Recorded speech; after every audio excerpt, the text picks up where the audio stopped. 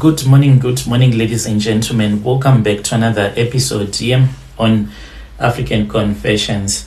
The following story that you're going to be listening to, it comes from a translation of a message that I received. And to all of our loyal subscribers, those that have been complaining about the videos, me showing your face, there is something that I am cooking in the background.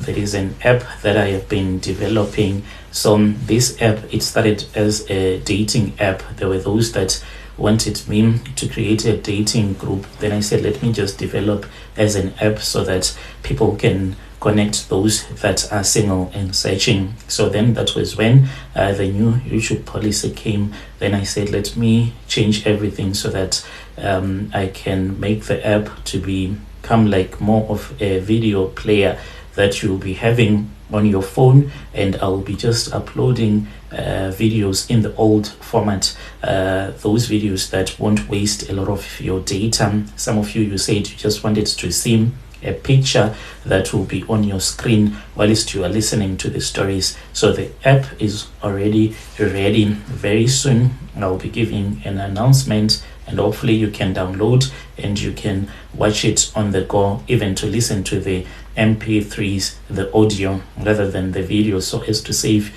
your data. So I'll give the announcement very soon. So the message that I have for you, it reads like this. Hello, Brother Nashi, how are you? Can you please post my own story as hidden identity? I have come here with my own confession, and my story, it goes on like this. I need advice from your listeners. I do work as a maid, and whenever I am at work, I do listen to your confessions. And my story, it goes on like this. I am a Zimbabwean woman, and I am aged 29 years old. I have been staying here in South Africa since the year 2022. I do not forget what happened when we were coming to South Africa. I still remember that it was raining when we crossed the border into South Africa, and we were being chased by the police. That was very painful for me, because some of us, those that remained behind, there was one woman whom we saw who was taken by Limpopo because we made a mistake to cross when it was during the raining season. So the river was full, and there was one woman whom I suspect that she drowned, because we never saw her after that. Fast forward, me and my husband, we moved and we came to Johannesburg. When we started staying in Johannesburg, my husband started dating a South African woman.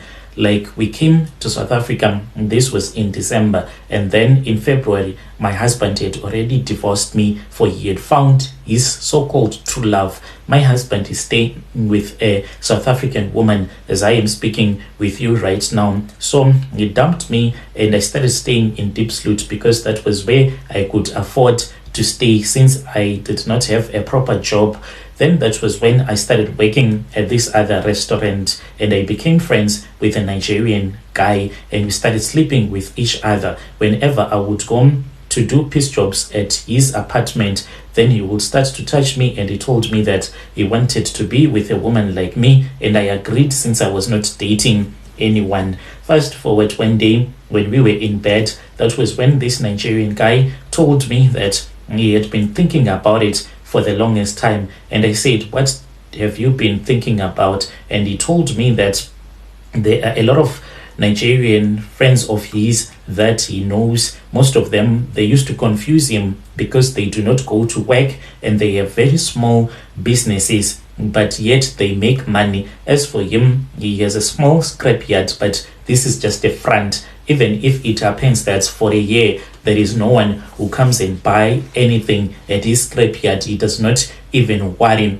because he has started doing these rituals, and I have seen that he has started making money. He used to be stressed most of the times. He would stay awake when I would be at his house for a sleepover. When I would ask him, he would be like, I really do not know how I am going to make it here in South Africa, because I want to make big money and return back home. But with the way that things are going at my scrapyard, per week maybe they would make little sales that were less than 5k, in which that did not help him at all, because he has some workers and there is rent that needs to be paid. So he he was always broke at all the times. So he has since started using these charms after he had taken me to this other Nigerian friend of his that he knew from Nigeria when they were still in university. That is when they started being friends. This Nigerian guy, he sells soccer jerseys. When you enter his shop, like, you can ask yourself, how is this guy even managing to rent this shop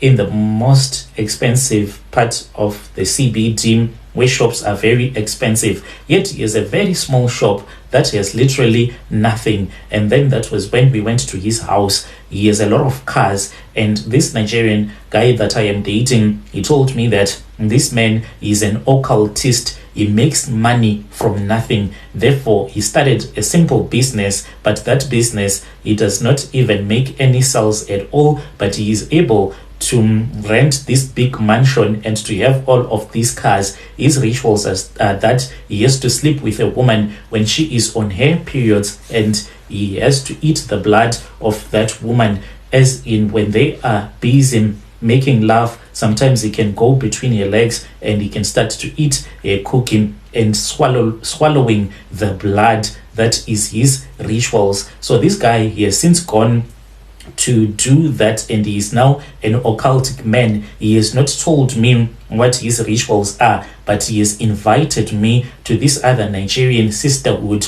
that is here in South Africa. And when they say that it is a Nigerian sisterhood, it is not only for Nigerian big business women that are in South Africa, but the guy has since told me that there are some South Africans and other foreign women that are into business, some even who are teachers and lecturers in universities, those that just love to be part of a cult, not because of the money. He has told me that if I want, I have to do that. But the problem, Brother Nash, is that I have been told that when I become part of this sisterhood, then I am supposed to lose my mother, and I am going to lose all of my children. Now I have been asking myself, I have 2 kids that I had with my ex-husband, and I have my mother. That is all that I have been living for. Being here in South Africa, it is not by choice, but it is because of the pain that has brought me to South Africa, watching your parent suffer. My mother suffered all of her life because our father died when we were still very young. Soon after our father had passed away, that was when our relatives took everything from us and we started staying in the villages. We used to watch our mother suffer so that we can go to school. Unfortunately, I was not that bright in school. Then that was when me and my husband moved into the big city where we started working, and I ended up being here in South Africa. And me working, all that I have been doing is sending money to my mom. At least that is all that matters to me, but I am unable to give her the life that I think she deserves. So is it okay for me to lose my mother so that I can enjoy being part of the Nigerian sisterhood of South Africa? Should I lose my 2 kids? If I lose these people that matter the most to me, then why would I be doing these rituals in the first place? The Nigerian guy has told me that all that matters is to please yourself, not to live to please other people. So I need your advice. When you post my story, please tell me. I regularly go with this Nigerian guy to this other cemetery here in South Africa. We go there late at night, but he goes into the cemetery alone and he leaves me behind in the car. He has refused to tell me the rituals that he has been doing. He says that in due time, babe, I am going to tell you. You need to do your own so that you can become an independent woman. Should I go ahead with these rituals that I have been planning with this Nigerian boyfriend boss of mine? Yo, dear listeners, right there was a message that was sent to me by one of our dear sister who wants advice. She's saying, what is the reason for me to perform these rituals when I will have to kill my mother, when I will have to kill my 2 kids? Yet I want to do these rituals so that I can take care of my mother and my kids. Strange things indeed they do happen in this world.